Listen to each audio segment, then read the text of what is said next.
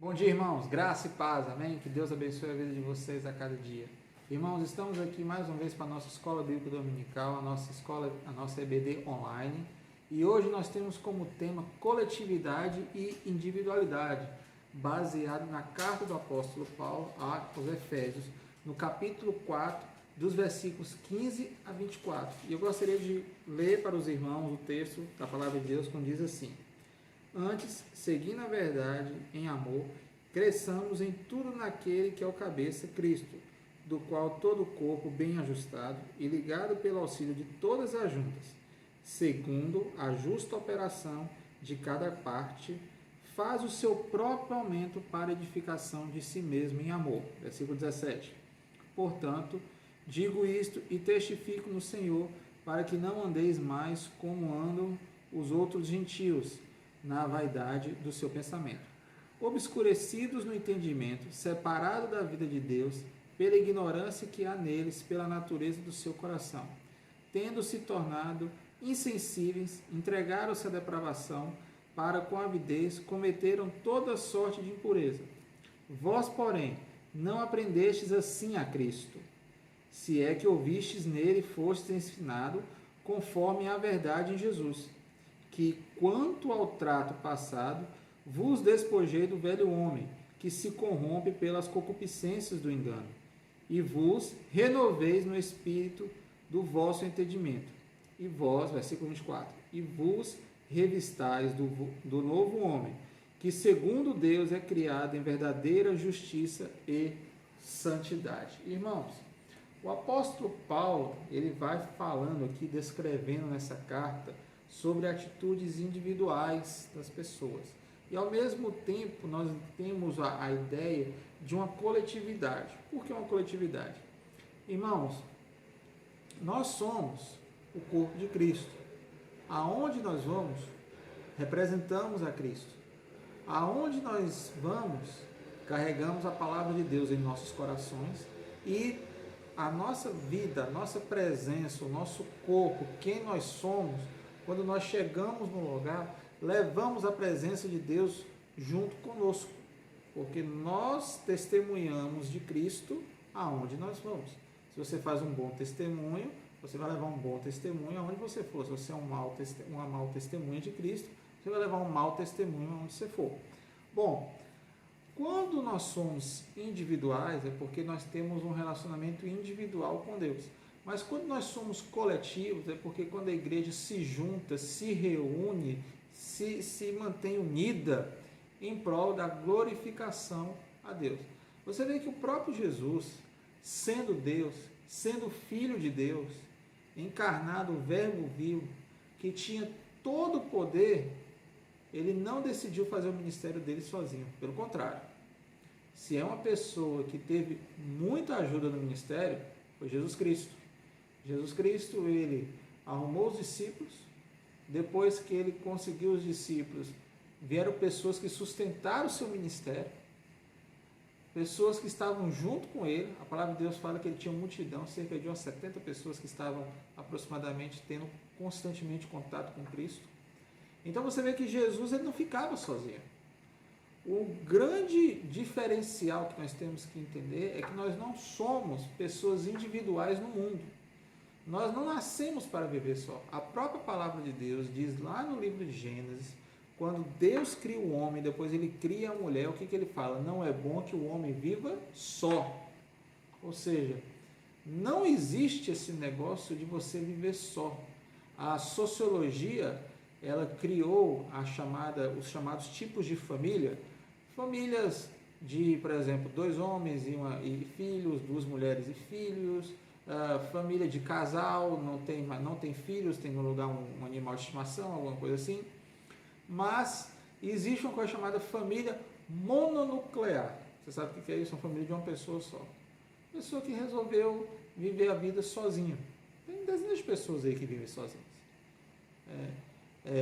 Pessoas que decidiram viver a vida e não constituir uma família, não se casar, não arrumar um companheiro ou uma companheira, viver com os pais, ou os pais faleceram, ou saíram da casa dos pais e decidiu viver a vida sozinho, Porque do ponto de vista dessa pessoa, é melhor que ele viva sozinho, ele prefere viver na sua individualidade. Eu me lembro que há muitos anos atrás mesmo, cerca de uns 10 anos atrás, eu estava no supermercado e eu vi uma revista, essas revistas que fazem reportagem, né? Esses vários tipos de modelos de revista, falando sobre o surgimento das redes sociais. Era o iniciozinho lá do Orkut, do Facebook, era o início dessas redes sociais. Assim. E aí, nessa reportagem falava de uma mulher, numa capital, não me lembro qual capital, se era São Paulo, Rio, Brasília, não lembro qual. E ela vivia sozinha em um pequeno apartamento com o seu cachorro, o companheiro dela era um animal de estimação, mas que ela tinha não sei quantos mil amigos, seguidores na rede social. Ela tinha uma rede social bastante recheada de pessoas, com muita gente mesmo, muita gente mesmo, mas que em casa ela vivia sozinha com o cachorro. Ou seja, ela tinha amigos virtuais, amigos que não estavam presentes, pessoas que não sabiam as suas dores, seus desafios, seus problemas, suas lutas, suas conquistas, suas alegrias, suas tristezas. Uma pessoa que vivia simplesmente de uma maneira individual. Bom, nós precisamos entender que em Cristo fazemos parte de uma coletividade, somos uma comunidade de fé. E o objetivo dessa comunidade é prevalecer sobre as individualidades e sobre os desejos e interesses pessoais. Então, isso é uma igreja, onde colocamos os nossos interesses de lado para o interesse maior, que é a pregação do Evangelho, que é a vontade de Deus. Bom, a nossa lição ela traz alguns tópicos. O primeiro tópico que nós vamos abordar hoje é sobre a mutualidade. É você carregar a carga com o irmão, é você amar o irmão apesar das dificuldades dele, você estar ao lado dele, você viver uma mutualidade constantemente com essa pessoa, com essas pessoas que tanto precisam de você e você precisa delas. O que eu acho interessante é que o autor ele colocou uma ilustração aqui, a qual eu quero usar dessa ilustração também. Ele compara a igreja como uma parede, um muro. Como é que você faz um muro? Você escava, da maneira correta, né? Você escava um buraco no chão, coloca cimento, você coloca os tijolos, a determinada distância você faz uma viga, né, com concreto e uma armação, e aí você vai colocando cimento, preenchendo com tijolo, e depois de pronto você reboca, dá o acabamento, pinta e pronto, ali está uma parede pronta. E aí essa parede, com o longo dos anos, ela vai se deteriorar, vai haver fissuras, vai pegar chuva, pegar sol, pegar vento, desgaste natural, erosão, tudo isso vai acontecer nessa parede. Com o passar dos anos, essa parede ela tende a ir se deteriorando. E se não houver uma manutenção, essa parede vai cair. E aí terá que ser feita uma nova parede.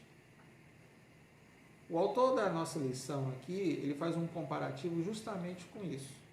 Que a relação do povo de Deus entre si é como uma parede. Primeiro é escavado um buraco, aonde o cimento e o tijolo é colocado para ter o início ali da base.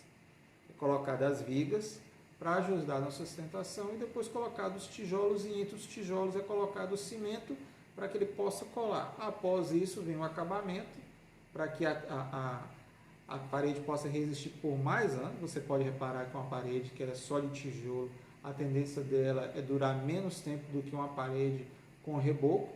E uma parede já pintada, dado o acabamento, onde é passado o selador, a tinta, seja lá a massa ou chapisco, ou seja lá o que for, ela tende a durar mais do que uma parede simplesmente rebocada, sem o selador, sem os devidos cuidados. Então, o que o autor quer dizer? O autor quer dizer para nós o seguinte: nós, povo de Deus, somos os tijolos. Vamos ser amontoados ali, juntados, e nós temos uma cola que nos une, que é o amor e a fé. O amor a Deus e uns pelos outros, e a fé em Deus. Se nós cremos todos em Deus, temos uma mesma fé. Se nos amamos, apesar de todas as diferenças que nós temos, nós podemos nos juntar e formar uma parede. Você pode pegar um tijolo, às vezes o tijolo na pontinha, né? Às vezes o tijolo na pontinha assim está quebrado, aqui assim, aí o pedreiro vai lá, coloca, cola, faz um remendozinho aqui, um remendozinho ali, ou pega o tijolo e tem que recortar e tal, seja lá como é que for, é a mesma coisa. Somos diferentes, precisamos às vezes estamos quebrados, com os detalhes assim, mas quando nos juntamos, podemos através do reboco, né, que é o acabamento que já aí, são as lutas que nós enfrentamos, mas que elas podem nos ajudar, e quando nós confiamos em Deus, esse reboco ele vai ficar mais firme, e assim de uma forma bem geral. Isso quer dizer que quando nós damos manutenção na parede, né, pintamos, descascamos com excesso, e depois fazemos uma nova massa, um novo reboco, um novo tijolo, irmãos, a parede ela vai durar lá eternamente. Pastor, não vai não, vai sim. Vai sim, que no ano 70 depois de Cristo, o general Tito invadiu Roma, destruiu o templo de Jerusalém e deixou só uma parede em pé, que é o chamado Muro das Lamentações hoje. É um patrimônio histórico que tem que ser dado manutenção regularmente. Com certeza o governo de Israel dá uma certa manutenção para evitar maiores deteriorações ali. A muralha da China também é um exemplo disso. Com certeza as pirâmides do Egito também recebem isso. Com certeza a torre inclinada de Pisa e dezenas e dezenas e dezenas de outros monumentos históricos que têm como base, né, uma ideia de uma construção. Eles precisam ser constantemente mantidos essa manutenção e restaurados. Irmãos, assim é a mutualidade. Você não emenda um tijolo no outro para levantar uma parede, e às vezes fica um tijolinho torto assim, um tijolinho torto assim, você bate mais em um, empurra um mais e tudo mais, dá uma quebradinha, né? Logo enche lá, copia. Por quê? São diferentes. Não vai ficar aquela coisa retinha, não. Vai ficar uma coisa muito desnivelada. Muito não, é desnivelada. Mas que quando passa o reboco, todo esse nível some. Irmãos, somos diferentes dentro da igreja. Tem um que canta melhor que o outro, tem um que prega melhor que o outro, tem um que leciona melhor que o outro, tem um irmão que serve para estar na recepção, tem um que serve para trabalhar com a criança, tem um que serve para trabalhar com o casal, tem um que é o ministério de oração. Cada um é diferente.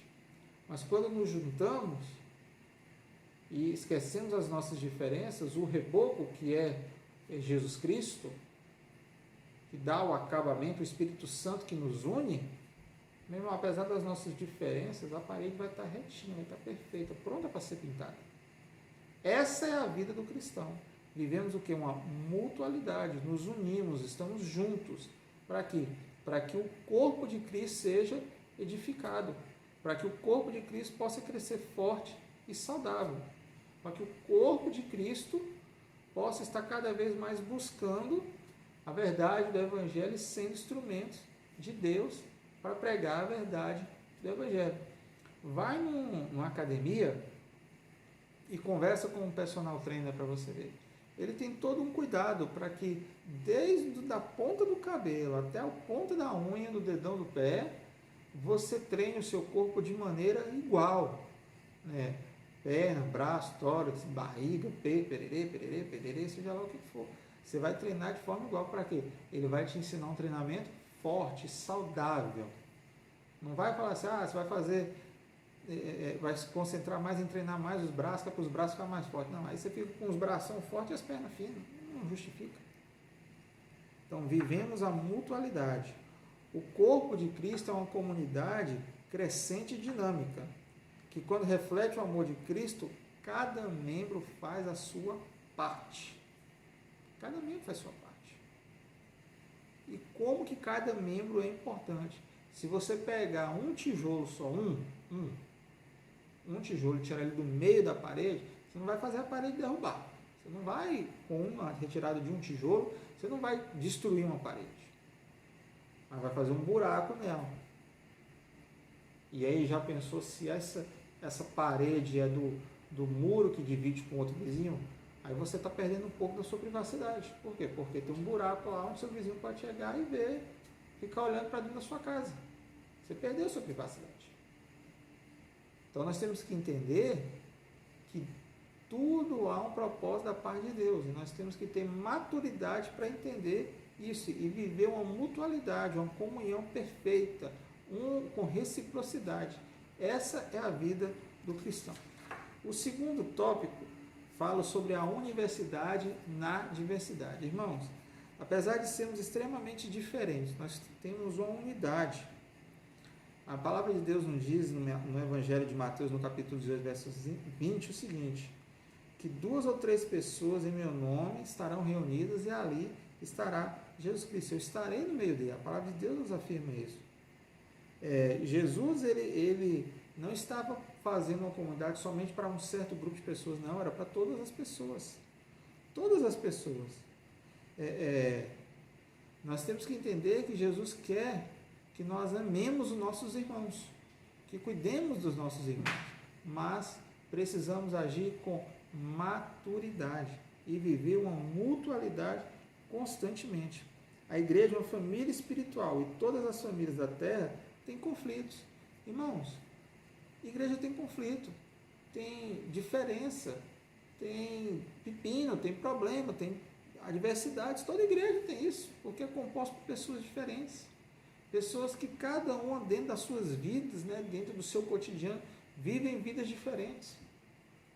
Você não vai chegar numa igreja onde só tem empresário, onde só tem empregado, onde só tem funcionário público, onde só tem um tipo de gente. Não. Você vai chegar na igreja que sempre vai ter pessoas diferentes. Vai ter aposentado, vai ter adolescente que não trabalha, vai ter criança que não trabalha, vai ter sujeito que trabalha, ganha muito, ou trabalha, ganha pouco, vai ter profissional liberal, não vai ter profissional liberal, vai ter empresário, não vai ter empresário. Não importa. Não importa. As igrejas é uma família espiritual. E como tal, elas têm que administrar os seus conflitos para que esses conflitos não venham causar problemas e não venham causar mais dificuldades no seio da igreja. Porque quanto mais dificuldade tiver dentro do arraial, mais o diabo vai ter brecha para poder entrar e poder fazer uma bagunça dentro do povo de Deus. E, irmãos, e ele está de olho, só esperando aquela brechazinha para que a gente possa cair e ele possa atacar. É mais ou menos tipo uma luta de boxe. Você já viu uma luta de boxe? O pugilista, ele põe a posição de lutar e aí ele começa dando aqueles jab, que é aqueles soquinhos pequenos. Ele chega, dá um soquinho, dá outro soquinho, dá um soquinho aqui, dá outro soquinho ali. E aí ele vai estudando o seu adversário, estudando o adversário. Quando ele acha uma brecha, ele dá um gancho de direita ou de esquerda, ele dá um golpe certeiro e aí pode vir o famoso nocaute. E aí ele ganha aquela luta ali. Aí você vê o que ele fez. Ele foi estudando. Na hora certa ele deu um nocaute e derrubou o seu oponente. Meu irmão, o diabo ele vai fazendo isso, ele vai estudando possibilidades, ele vai avaliando as possibilidades, ele vai pensando, é por aqui que eu vou agir, é por aqui que eu vou fazer, esse ponto aqui é o mais fraco, então é aqui que eu vou atacar. Irmãos, somos uma universidade dentro da diversidade. E, pastor, como é que eu faço para que eu não fique à mercê da obra do diabo? Meu irmão, oração. Busca constantemente da parte de Deus. Deus sustentando a sua vida, Deus cuidando da sua vida, Deus direcionando a sua vida, Deus tomando conta da sua vida. É assim que nós nos protegemos das astúcias malignas de Satanás. É quando nós estamos buscando cada vez mais a comunhão com Deus. Quando nós falhamos, o diabo acha uma brecha, entra e fala: opa, é aqui mesmo que eu vou ficar. Opa, é aqui mesmo que eu vou entrar. Opa, é aqui que eu quero estar no meio do povo. Não é bem por aí. Não é desse jeito que a banda toca. A nossa lição nos traz dizendo o seguinte, que o arrependimento e a tolerância são os elementos fundamentais no relacionamento. São os elementos assim que nós precisamos extrair o máximo possível dos relacionamentos das pessoas conosco, que é o arrependimento e a tolerância. Você tem que tolerar mesmo. Tem pessoas que às vezes você tolera e você fica pensando: meu Deus, que vantagem tem? Irmão, você acha que foi fácil para Jesus, com aquele povo todo? Com certeza tinha gente reclamando: ah, Jesus, por que você não faz um milagre logo e vamos embora? Ah, Jesus, por que você não fez isso, fez ser assado? Ah, Jesus, por causa disso. Não tem isso. Jesus fez simplesmente e pronto, e acabou. E é assim que a gente faz. Terceiro tópico, né? Comunhão. Comunhão diz relação dos cristãos com Deus e uns com outros. Irmãos, nós precisamos entender que nós vivemos em um mundo que devemos estar em comunhão constantemente. Comunhão com a igreja, primeiramente comunhão com Deus, né? Comunhão com Deus, comunhão com a igreja, comunhão com a família, comunhão com os colegas de trabalho, com os vizinhos, com os parentes, com os amigos, até mesmo com aquele mal, assim, aquele carne de pescoço que perturba a tua vida. Tudo bem que você não tem que morrer de amor por ele, mas pelo menos você tentar amenizar um pouco, às vezes, isso que ele faz com você. Irmãos, não foi fácil para os discípulos treinarem as pessoas para continuarem a pregar o evangelho. Não foi fácil para eles. Eles tiveram muita dificuldade e muita luta. Mas, enfim, perceberam o valor que isso trazia para eles. O valor, a importância que eles tinham. Ou seja, eles estavam vivendo a relação de cristão com Deus e uns com os outros. Eles estavam vivendo a mutualidade constantemente, a individualidade deles dentro da diversidade, mas eles estavam buscando uma comunhão verdadeira deles com Deus. Irmãos, a presença de Deus, ela é tremenda. A Bíblia nos fala que no Antigo Testamento a presença de Deus era tão marcante dentro do Santo dos Santos, a Shekinah de Deus, a glória de Deus descia de uma maneira tão sobrenatural, que quando o sumo sacerdote entrava no Santo dos Santos, e o sininho, né, amarrava um sininho na perna, no braço dele, e parava de mexer, rapidinho o povo puxava ele para fora, né, ele entrava amarrado assim, com a corda na cintura, ou no braço, não sei aonde, e aí ele era puxado para fora porque tinha medo que ele pegasse, que ele morresse ali, que ele fosse destruído ali, por causa da glória de Deus. A glória de Deus que era tamanha. Irmãos, hoje nós temos acesso, sem precisar de um sumo sacerdote. Sem precisar. Estamos aqui para poder ouvir pregado o Evangelho de Cristo. Mas precisamos entender que há certos parâmetros e renúncia que nós precisamos fazer para as nossas vidas. Para que assim possamos obter aquilo que Deus estabeleceu para nós. A gente tem que entender o seguinte: a nossa lição traz uma pergunta aqui. Os atritos podem servir para crescimento e amadurecimento pessoal e também para o distanciamento? Como isso é possível, irmãos? Se você pede a Deus fé, Ele não vai chegar e vai falar assim: ó, seu tanque de fé hoje está 50, eu vou botar amanhã 70. Não. Se você pede a Deus: Deus, fortalece a minha fé, irmão, prepara, que lá vem chumbo grosso. Prepara, que agora a cobra vai fumar. Prepara, porque lá vem pancada para o teu lado. Mas prepara, que Deus vai te usar de uma maneira tão poderosa e sobrenatural que você não vai nem acreditar. E por último, a nossa lição traz a mutualidade e a comunhão. A mutualidade é a maneira mais prática de expressarmos a comunhão cristã. Irmãos, se não é na mutualidade, nós enfrentaremos grandes dificuldades para se viver aqui nessa terra. Nós temos que entender que a mutualidade ela é algo importante para as nossas vidas. E a comunhão se manifesta por meio da mutualidade. Portanto, a vida recíproca não é opcional, é uma responsabilidade de todo cristão. Nós vivemos em um mundo onde nós temos uma grande responsabilidade. E essa responsabilidade, quando nós levamos ela a sério, nós estamos testemunhando, dando o melhor testemunho de Jesus Cristo para a vida das pessoas. Mas requer sacrifícios, requer esforço, requer algumas dificuldades, requer algumas mudanças na nossa vida. Você está disposto a essas mudanças? A mudança de realmente mudar e ter a sua vida transformada? Se você estiver disposto a essa mudança, Deus quer trabalhar com a sua vida. Nós devemos entender que cada pessoa deve se esforçar para congregar e viver no seio da igreja. Irmãos, tem pessoas, por exemplo, torcedores, eles são tão fanáticos pelos seus times, pelos seus ídolos, que se o time perder, o que ele faz? Ele pega a camisa e rasga. Mas no outro sábado ele está lá comprando ingresso e comprando outra camisa para torcer pelo time de novo. Irmãos, tem gente que se você der um bom dia um pouco mais grosso para a pessoa, o cara sai da igreja. Nunca vi isso. Não consigo entender isso. Nunca vi isso, não. Desculpa, não consigo entender isso.